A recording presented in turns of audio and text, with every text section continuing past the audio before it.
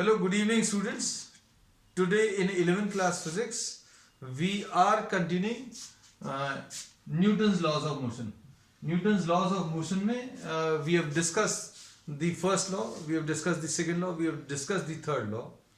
Today we are starting our class with a new topic, free body diagram.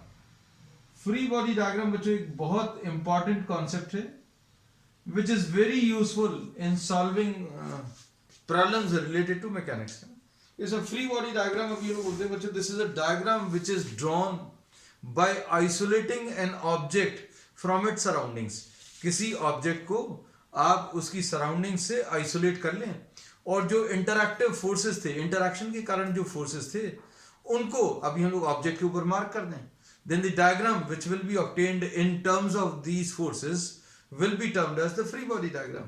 इसको बच्चों अभी हम लोग एग्जाम्पल की मदद से क्लियर कर दे रहे हैं. इसमें अभी हम लोगों ने ये बोला, suppose for example if you are having an object which is placed on the table. This is an object which is placed on the table.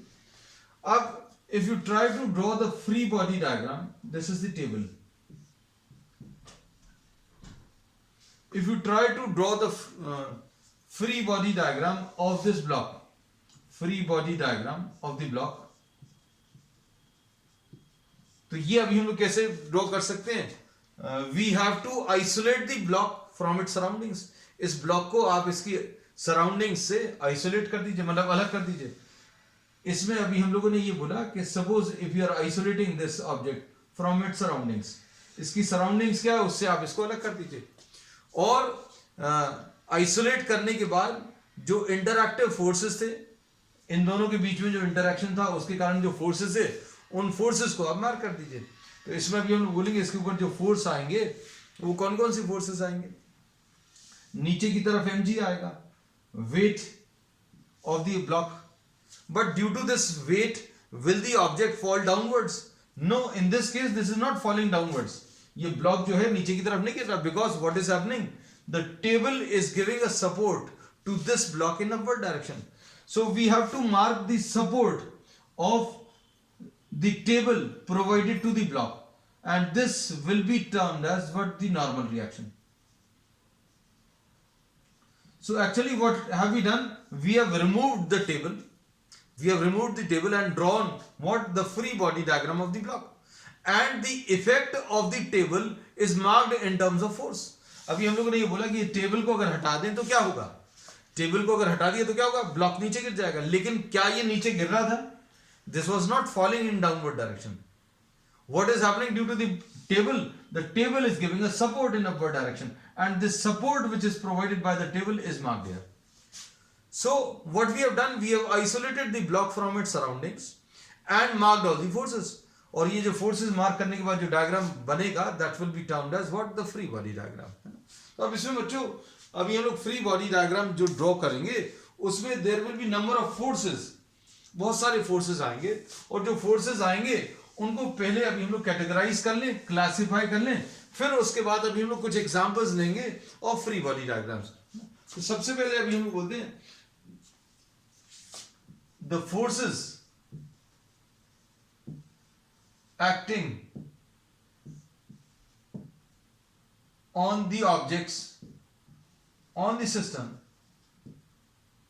in the free body diagrams are as follows. तो अब ये लोग forces को अभी हम लोग classify कर दे रहे हैं. तो कॉमनली यूज्ड फोर्सेस, ऐसा कह सकते हैं the forces commonly used, acting is commonly used, commonly used in the free body diagram are as follows. तो सबसे पहला जो फोर्स है बच्चों वो क्या है? Weight. Weight is what? Weight is the gravitational pull of the earth acting on the objects. हम लोगों ने ये बोला कि वेट जो है it is the gravitational pull exerted by the earth on the objects. Objects के ऊपर जो फोर्स ऑफ अट्रैक्शन एक्सर्ट कर रहा है, अर्थ जो फोर्स ऑफ अट्रैक्शन एक्सर्ट कर रहा है उसको वेट बोलते हैं. और ये वेट जो है बच्चों एक फोर्स है, ये याद रखना. वेट को अभी हम लोग W से मार्क करते हैं और W will be equal to what? M into G. Mass into acceleration लेते हैं, तो mass into acceleration, and this g is what, the acceleration due to gravity, acceleration due to gravity. और इसका जो डायरेक्शन रहेगा बच्चों हमेशा, this will be vertically downwards, the direction of this will be vertically downward. तो अब हम लोगों ने बोला सबसे पहला टाइप जो है बच्चों, सबसे पहला type, this is the wait of the object, है ना। तो वेट बच्चों कहां पर काम करता है, this acts in vertically downward direction. अब सेकेंड टाइप ऑफ फोर्स जो इसमें यूज होगा, पहला टाइप अभी हमने बता दिया, अब दूसरा टाइप बता दें। We will be discussing all of these in detail when we will be drawing some free body diagrams, है ना। अब दूसरा बच्चों, सेकेंड अभी हम लोग ले रहे हैं नॉर्मल रिएक्शन। ये कॉमनली यूज फोर्सेस हैं जो फ्री बॉडी डायग्राम ड्रॉ करते समय काम आएंगे। नॉर्मल रिएक्शन, तो नॉर्मल रिएक्शन में बच्चों ये नॉर्मल वर्ड जो है, this is use for perpendicular. Mathematically अभी हम लोग बोलते हैं normal means perpendicular. Normal reaction क्या होगा, when two forces are in contact with each other, then both the objects press each other with a force which will be generally termed as the normal reaction. ये in most of the cases will be perpendicular, है ना। लेकिन in case if it is not perpendicular, then the perpendicular component, the component which is perpendicular to this object will be termed as the normal force, है ना, उसको normal force बोलेंगे। और जो along the surface काम करेगा उसको frictional force बोल देते हैं। जैसे सपोज फॉर एग्जांपल, इसमें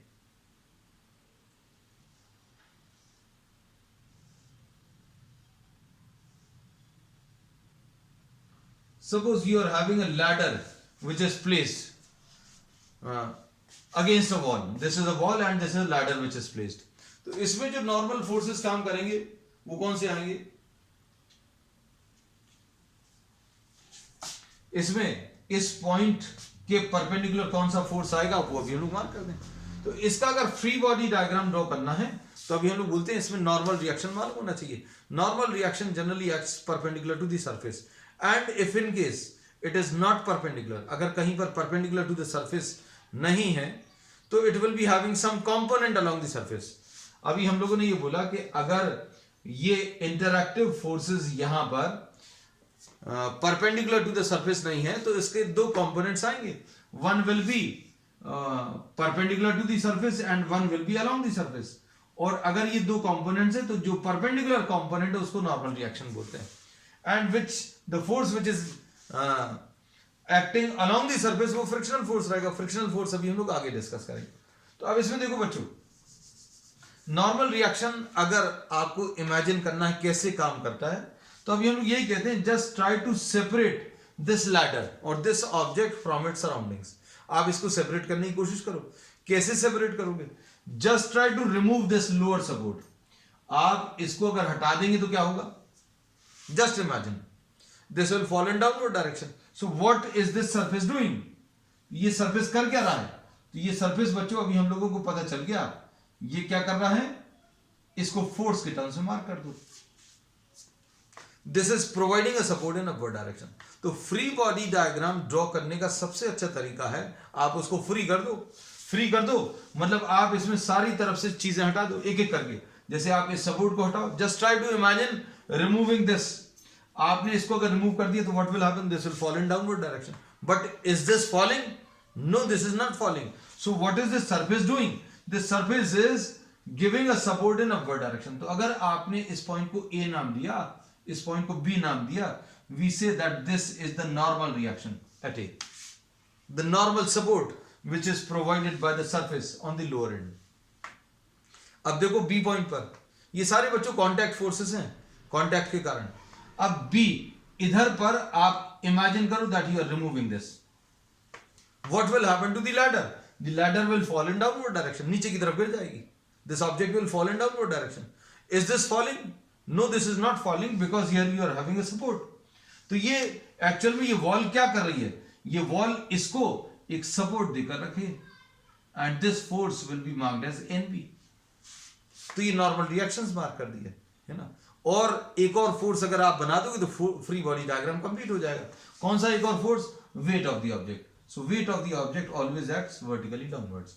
so this is the free body diagram of this object. इस ऑब्जेक्ट का फ्री बॉडी डायग्राम अभी हम लोगों ने ये ड्रॉ कर लिया। हम बहुत सारे एग्जांपल्स देकर अभी आपको सारी चीजें क्लियर करेंगे। अब इसमें देखो,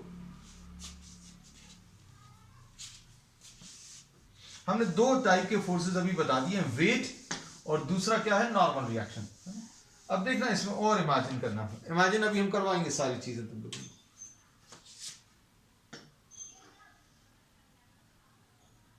suppose you are having a spherical block, एक स्फीयर है और ये स्फीयर जो है this is placed in this type of container,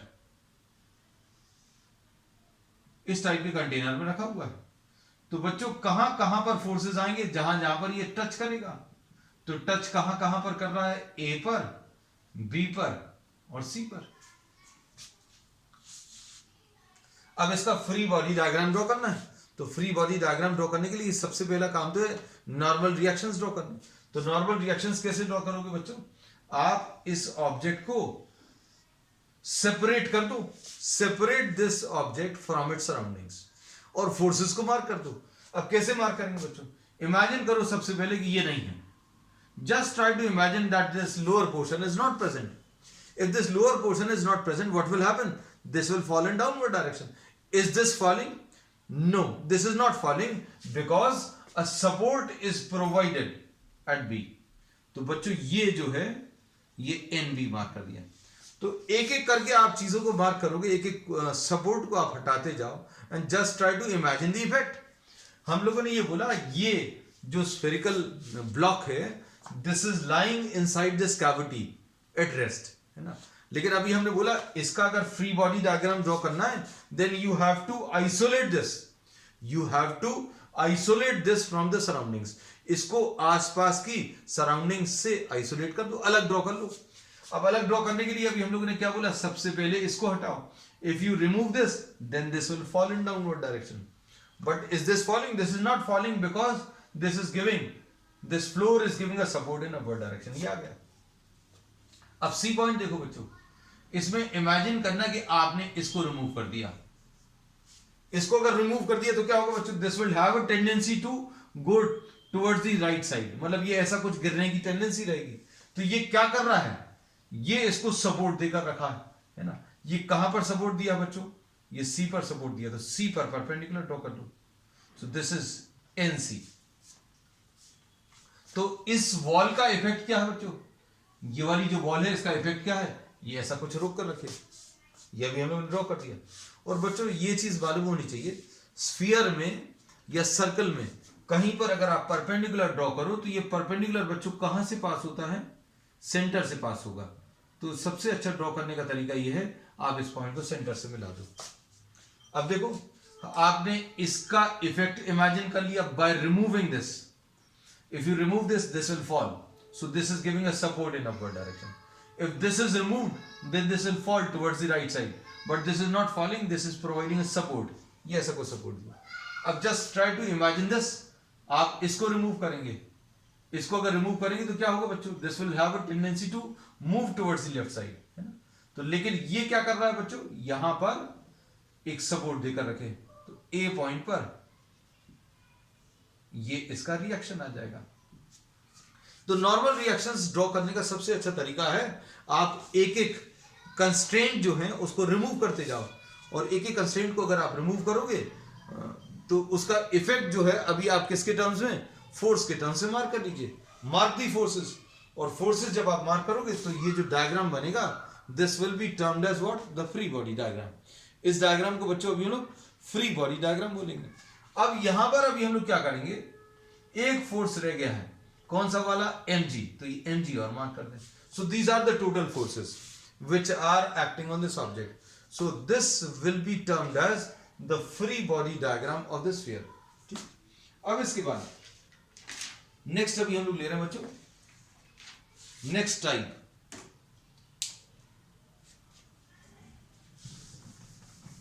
normal का एक और, नॉर्मल फोर्स का एक और एग्जांपल ले रहे हैं ना। क्योंकि सारी चीजें परफेक्टली क्लियर रहनी चाहिए। अब इसमें just try to imagine that you are having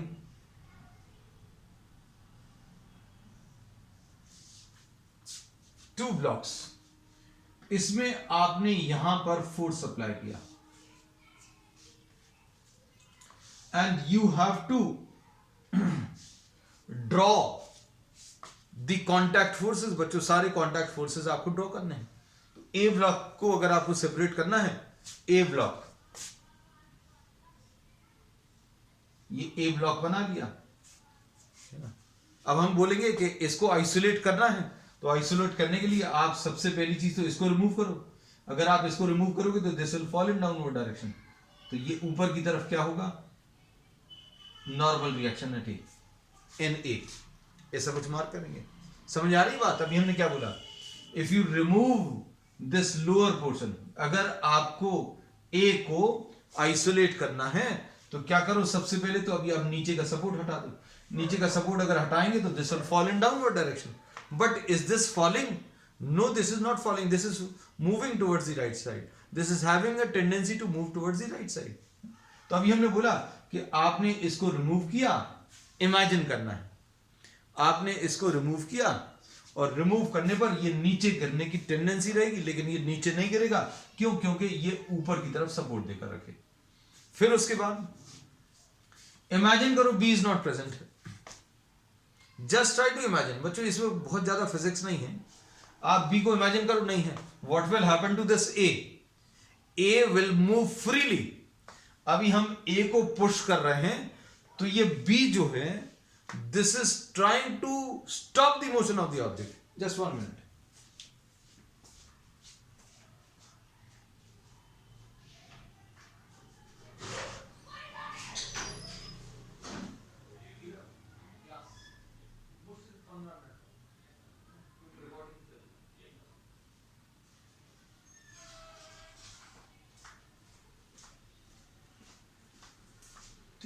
अब इसमें अभी हमने बोला just try to imagine that B is not present. If B is not present then A will have a free movement.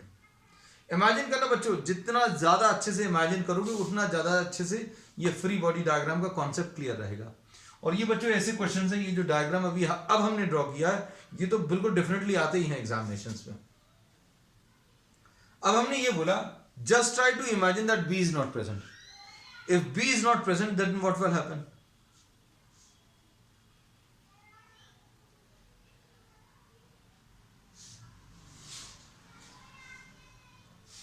If B is not present, then A will have a free movement.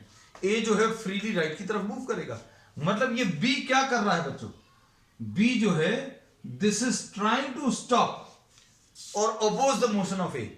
A का motion थोड़ा सा रोकने की कोशिश कर रहा है। अब आप इमेजिन करना कि भाई आपको ए को चलाना है और ए को चला रहे हैं, आप चलाने की कोशिश कर रहे हैं, लेकिन सामने आपने एक चीज और रख दी है ना। तो ये जो चीज रखी है, ये जो ब्लॉक रखा है, वो क्या करेगा? This will try to stop the motion. तो अब हम लोग ये ऑब्जेक्ट नहीं बनाए, we have not drawn this object, but we have drawn the effect. Effect कैसे बनाया कि भैया ये यहां पर रोक रहा है। इस पॉइंट को अभी हम लोग क्या मार्क कर लें बच्चों? इधर 1 मार्क कर ले रहे हैं। So we say that this is F1। ठीक, उसके बाद ये F4 है, ये तो लग रहा था, और नीचे की तरफ क्या लगेगा बच्चों? नीचे की तरफ mg। तो ये बच्चों फ्री बॉडी डायग्राम बन गया किसका? ये फ्री बॉडी डायग्राम ए का। ठीक, अब बी को देखो। बी को अगर अभी हम लोग देखें, just try to imagine the free body diagram of B. B का फ्री बॉडी डायग्राम अगर ड्रॉ करना है तो कैसे करेंगे? बी क्यों चल रहा है? क्या आपने बी के ऊपर फोर्स लगाया क्या? बी के ऊपर directly no force is applied. See the diagram. Are you applying any force on B directly? No, we are not applying. B is trying to move towards the right side because this contact force, यहां पर जो contact force generate हुए वो इसको चलाने की कोशिश करेंगे। और वो कौन से रहेंगे बच्चों? ये अगर F1 है तो ये F1 इसको राइट की तरफ चलाएगा। और बच्चों ये जो F1 है, ये एक्शन रिएक्शन पेयर्स हैं। इसने इसको प्रेस किया, इसने इसको प्रेस किया, इसने इसको प्रेस किया, ये ऐसा आ गया, इसने इसको प्रेस किया, ये आ गया, ये मार्क बोथ द फोर्सेस, बस खत्म हो गया। अब इसमें देखो और क्या आएगा, इसको हटा देंगे तो क्या होगा, this will have a tendency to fall in downward direction, तो ये एन बी मार्क कर लिया, ठीक है। नीचे की तरफ इसका ये कैपिटल एम जी मार्क कर दे रहे हैं, बस खत्म हो गया।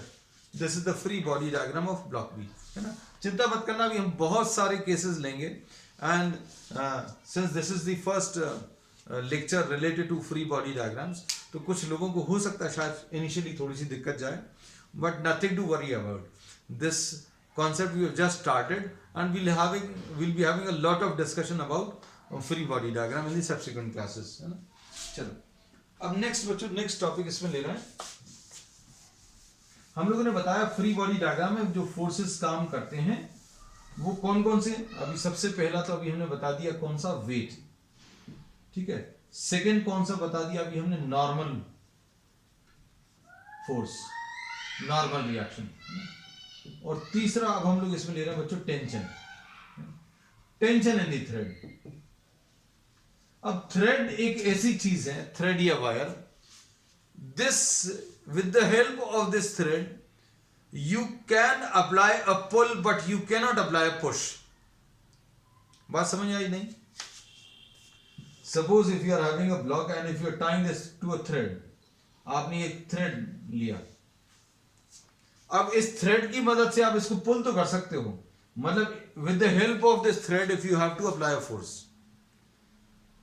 Can you move this block towards the left side? क्या इस थ्रेड पर ऐसा कुछ फोर्स लगाकर आप ब्लॉक को इधर चला सकते हो? बिल्कुल नहीं चला सकते। हाँ, कोई समवन में गिव अ लॉजिक, भाई इसको पलट कर लगा दो, है ना, वो सब कुछ नहीं कर रहे अभी हम लोग तो सिर्फ इसमें ऐसा कुछ बोल रहे हैं दैट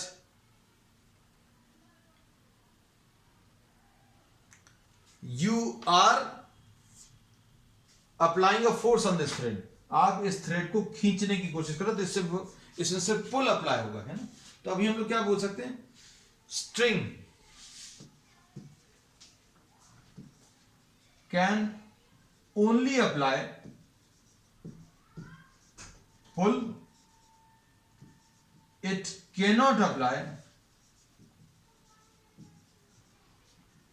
a push। ये सिर्फ पुल अप्लाई कर सकता है, पुश अप्लाई नहीं कर सकता, ठीक है। अब इसके बाद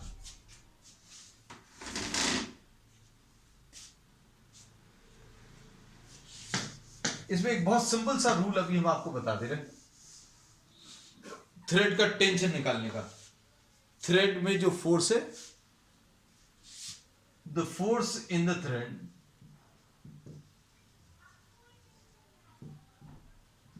is called tension। अब इसमें डायरेक्शन ऑफ टेंशन,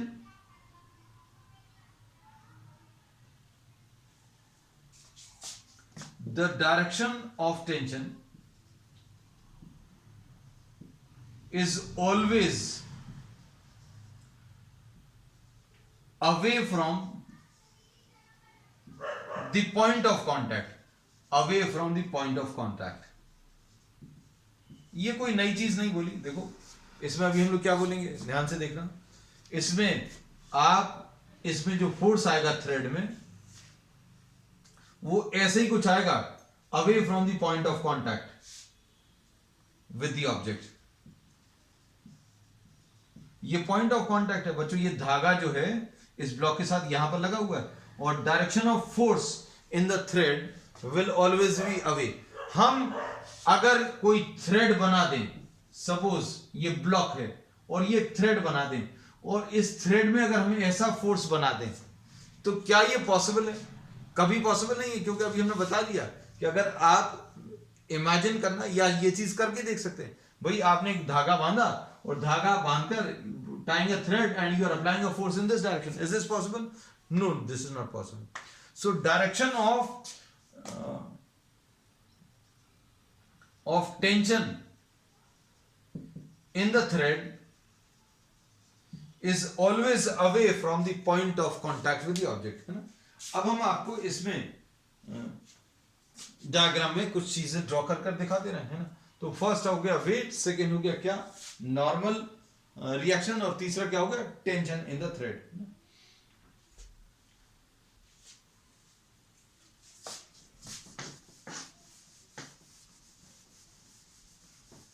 देखना अच्छे से।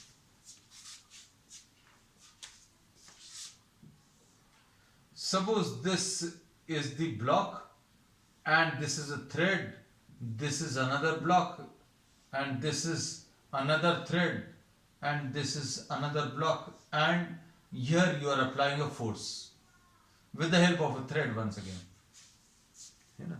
अब इसमें समझना अच्छे से, इसमें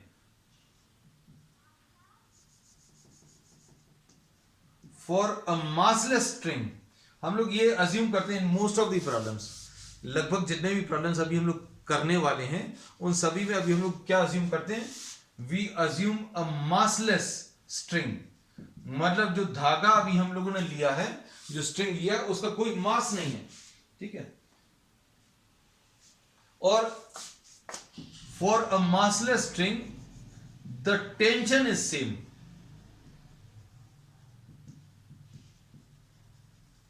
एट ऑल द पॉइंट्स। इसका मतलब क्या है ये अभी हम बता दें।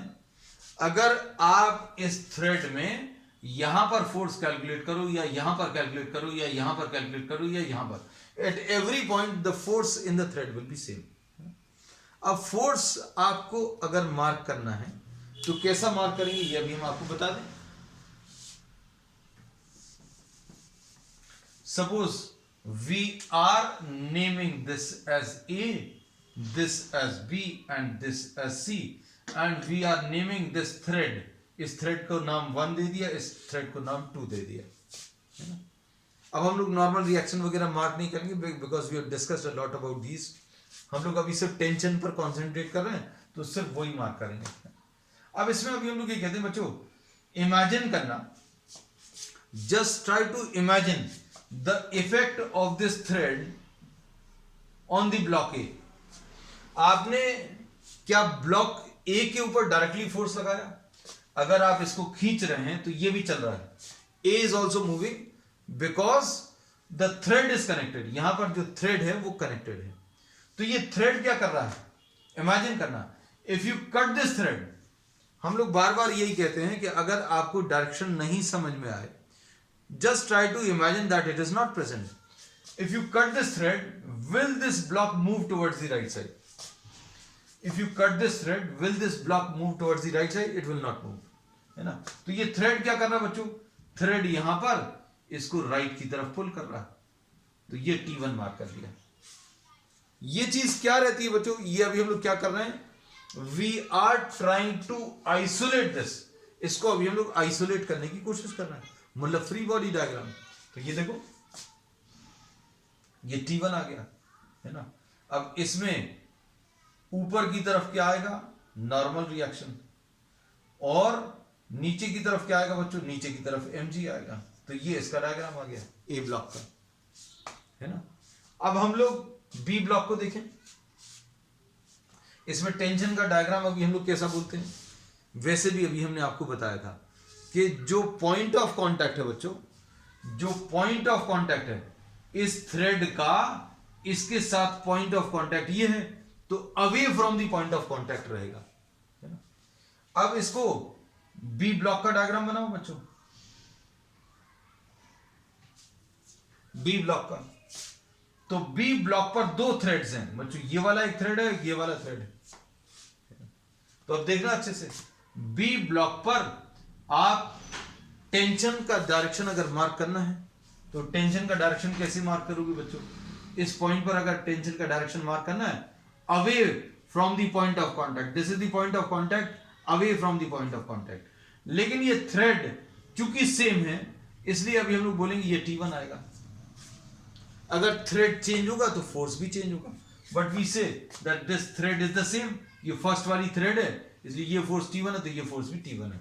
और वैसे भी ये दोनों जो है एक्सटर्नल फोर्स तो है नहीं, इंटरनल फोर्स है, therefore these will always be forming what action reaction pair. अगर एक राइट की तरफ है तो दूसरा लेफ्ट की तरफ आए, ठीक। अब इसमें अभी हम लोग ऐसा भी कहते हैं, इमेजिन करो, ये मान लीजिए आपको नहीं समझ में आई बात, तो ये बी ब्लॉक है, आप इमेजिन करो कि आपने इसको कट कर दिया, इसको अगर कट कर दिया तो क्या होगा, इसका मोशन जो है, बी का मोशन जो है फ्री हो जाएगा। अगर आप इसको खींच रहे हो और पीछे वाले को आपने कट कर दिया, आपने इस थ्रेड को कट कर दिया और इसको भी आप पुल कर रहे हो, तो क्या होगा, इसका मोशन जो है फ्री हो जाएगा। तो ये जो थ्रेड है ये क्या कर रहा है, this is trying to stop, मतलब इसका इस थ्रेड के कारण किस टाइप का मोशन आ रहा है, this is trying to stop the motion, मतलब ये रोकने की कोशिश कर रहा है। क्यों, क्योंकि आप बी ब्लॉक को राइट की तरफ चला रहे हो और पीछे एक थ्रेड बंधा है और इस थ्रेड से ए ब्लॉक कनेक्टेड है ना। तो आप इसको कई तरीके से समझ सकते हैं। कैसा, अभी हम लोगों ने ये बोला कि T1 पॉइंट ऑफ कांटेक्ट से away from the point of contact, ये पॉइंट ऑफ कांटेक्ट से away from the point of contact, यहां पर इस थ्रेड का away from the point of contact, और ऐसे ही अगर आप सी ब्लॉक का मार्क करोगे तो सी पॉइंट पर ये पॉइंट ऑफ कांटेक्ट है थ्रेड का, तो away from the point of contact. इसमें T2 क्यों लिख दिया, क्योंकि यहां पर ये थ्रेड 1 था, ये थ्रेड 2 था, इसका फोर्स T1 मार्क किया, इसका फोर्स T2 मार्क किया। और अगर आपको इसके कांटेक्ट फोर्सेस मार्क करने हैं, नॉर्मल फोर्स ये N' आ जाएगा, ये mg आ जाएगा, इसमें mb यूज कर लेंगे। यहां पर ये नॉर्मल फोर्स अभी हम लोग बहुत डिटेल में डिस्कस कर चुके हैं, है ना। हालांकि इनकी ज्यादा जरूरत नहीं पड़ती। क्यों नहीं जरूरत पड़ती, क्योंकि ऑब्जेक्ट अगर ऐसा मूव कर रहा है, ऑब्जेक्ट अगर ऐसा मूव कर रहा है तो वर्टिकल फोर्सेस एक दूसरे को कैंसिल करते हैं, ये फोर्स है। चलो अब नेक्स्ट फोर्स है बच्चों, next type of forces, force of friction.